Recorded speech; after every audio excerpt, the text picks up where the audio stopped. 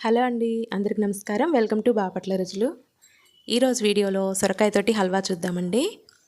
ఈ హల్వా టేస్ట్ మాత్రం అద్భుతంగా ఉంటుందండి. ఇట్లా నోట్లో పెట్టుకుంటే అలా కరిగిపోతుంది, అంత బాగుంటుంది టేస్ట్. రొటీన్గా స్వీట్స్ చేసుకుంటూ ఉంటారు కదా, కొంచెం వెరైటీగా ఇలా ట్రై చేయండి. సొరకాయలు కూడా ఇప్పుడు మార్కెట్లో సీజన్తో పని లేకుండా ఎప్పుడు కావాలంటే అప్పుడు దొరుకుతున్నాయి కదా. ఒకసారి తెచ్చుకొని ఇలా ట్రై చేసి పెట్టండి మీ ఇంట్లో వాళ్ళకి, చాలా ఇష్టంగా తింటారు. టేస్ట్ కూడా చాలా బాగుంటుందండి. అది ఎలా తయారు చేయాలో ఇప్పుడు చూద్దాం. నేను ఒక మీడియం సైజు సొరకాయ తీసుకున్నానండి. ఇది ఒక 1/2 kg ఉంటుంది. ఇలాగా కడిగేసుకొని పైన తొక్క అనేది తీసేసేయండి. ఇలాగ పైన ఉండే తొక్క మొత్తాన్ని తీసేసి ఇలా సెంటర్లో కట్ చేసుకొని లోపల ఉండే సీడ్స్ మొత్తాన్ని తీసేసేయండి. ఆ వైట్ పార్ట్ మొత్తాన్ని రిమూవ్ చేసేసేయండి.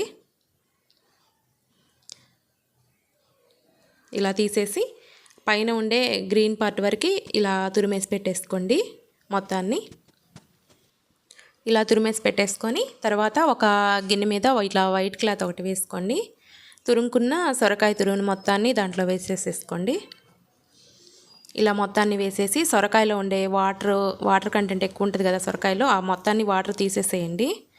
ఇట్లా వాటర్ తీయటం వల్ల సొరకాయలో ఉండే పసరుతనం అంతా పోయి హల్వా కూడా మంచి టేస్ట్ తోటి వస్తుందండి. మీకు వాటర్ తీయటం ఇష్టం లేకపోతే మాత్రం వాటర్ తోటే వేసేసుకోండి. ఇట్లా ఏం పిండనక్కర్లేదు, అలా అయినా బాగానే ఉంటుంది. ఇలాగ నేను వాటర్ మొత్తాన్ని తీసేసానండి. వాటర్ తీసేసి ఈ తురుమునంతా ఒక ప్లేట్లో వేసుకొని ఎంత ఉందో కొలుచుకోండి. ఇలా కొలుచుకుంటే నాకు 2 కప్పులు వచ్చిందండి ఈ తురుము. ఇట్లా తురిమి పెట్టుకుంటే మీకు పంచదార ఎంత కావాలో కరెక్ట్గా తెలుస్తుందండి, మెజర్మెంట్ అనేది. నాకు 2 కప్పులు వచ్చింది. తర్వాత దాన్ని పక్కన పెట్టేసుకొని ఒక బాండ్లీ ఒకటి పెట్టేసుకొని జీడిపప్పు కిస్మిస్లు ఫ్రై చేసుకోండి. ఒక 3 స్పూన్స్ జీడిపప్పు, 2 స్పూన్స్ కిస్మిస్ తీసుకున్నానండి. నెయ్యి వేసుకొని ఇట్లా ఫ్రై చేసుకోండి. ఇవి గోల్డెన్ బ్రౌన్ కలర్ వచ్చే వరకు ఫ్రై చేసుకొని వీటిని ఒక ప్లేట్లోకి తీసేసుకోండి. తర్వాత అదే బాండ్లీలోనే ఇంకొక స్పూన్ నెయ్యి వేసుకొని తురుముకున్న సొరకాయ తురుము మొత్తాన్ని వేసేసుకొని హై ఫ్లేమ్లో ఒక 5 మినిట్స్ పాటు సొరకాయని బాగా ఉడికించుకోండి. 5 మినిట్స్ తర్వాత సొరకాయ కొంచెం మగ్గిపోయింది కదా, తర్వాత దీంట్లోకి మిల్క్ యాడ్ చేసుకోండి. నేను ఒక 2 కప్పులు కాచి చల్లార్చిన పాలు తీసుకున్నానండి. ఇలా పాలు వేసుకొని మీడియం టు హై ఫ్లేమ్లోనే సొరకాయని బాగా ఈ పాలల్లో ఉడికిచ్చేసుకోండి. పాలు మొత్తం బాగా ఇంకిపోయే వరకు మధ్య మధ్యలో కలుపుకుంటూ సొరకాయని బాగా ఉడికించుకోండి. పాలన్నీ ఇంకిపోయినాయి కదా. ఇప్పుడు దీంట్లోకి ఒక 2 కప్పులు సొరకాయ తురుముకి 1 కప్పు పంచదార తీసుకున్నానండి. మీరు స్వీట్స్ తక్కువ తినే వాళ్ళైతే 3/4 కప్పు తీసుకోండి. పంచదార కూడా వేసేసుకొని మళ్ళీ ఒకసారి మొత్తాన్ని బాగా కలిపేసుకోండి. ఈ పంచదార వేసిన తర్వాత పంచదార బాగా కరిగి బాగా వాటర్ వచ్చేస్తాయి. ఈ వాటర్లో కూడా దీన్ని బాగా ఉడికించుకోండి, కలుపుకుంటూ హై ఫ్లేమ్లోనే ఉడికించుకోండి.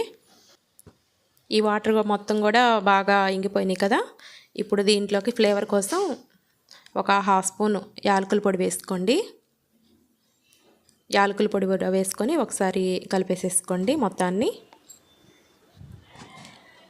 తర్వాత దీనిలోకి నెయ్యి వేసుకోండి. ఒక 2-3 స్పూన్స్ నెయ్యి వేసుకుంటే హల్వా కల్లా మంచి టేస్ట్ బాగుంటుంది.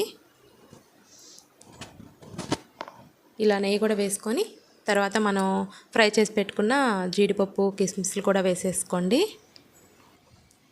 ఒకసారి కలిపేసేసుకోండి. మీ దగ్గర ఏ డ్రై ఫ్రూట్స్ ఉన్నా అవి వేసుకోండి. ఒకసారి మొత్తాన్ని కలిపేసేసుకుంటే రెడీ అయిపోయినట్లేనండి సొరకాయ హల్వా. టేస్ట్ మాత్రం చాలా బాగుంటుందండి. ఒకసారి సొరకాయ తెచ్చుకున్నప్పుడు ఈ విధంగా ట్రై చేసి ఎలా వచ్చిందో కామెంట్ చేయండి. వీడియో నచ్చితే ఒక లైక్ చేసి మీ ఫ్రెండ్స్కి, రిలేటివ్స్కి షేర్ చేయండి. ఇలాంటి మరిన్ని సింపుల్ అండ్ టేస్టీ రెసిపీస్ కోసం మన ఛానల్ని సబ్స్క్రైబ్ చేసుకోండి. థ్యాంక్ యూ అండి.